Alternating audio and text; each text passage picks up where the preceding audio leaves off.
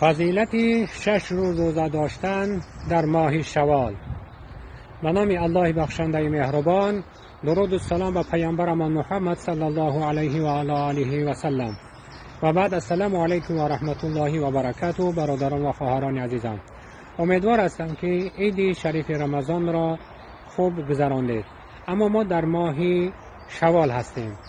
پس یکی از سنت های پیامبر صلی الله علیه و سلم این است که در حدیث صحیح مسلم آمده است که رسول الله صلی الله علیه و سلم فرمودند: من صام رمضان ثم اتبعه 6 من شوال کان صیام الدهر.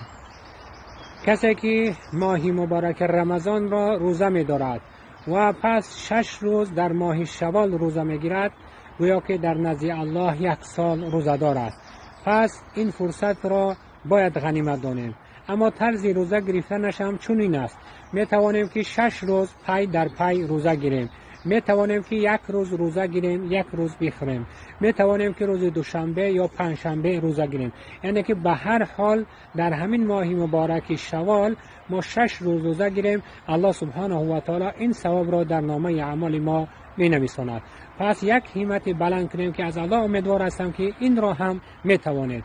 الله سبحانه و تعالی توفیق عمل کردن را برای یکایک ما و شما نصیب گرداند که این 6 روز هم روزه گیریم. باقی در امان الله مهربان باشه.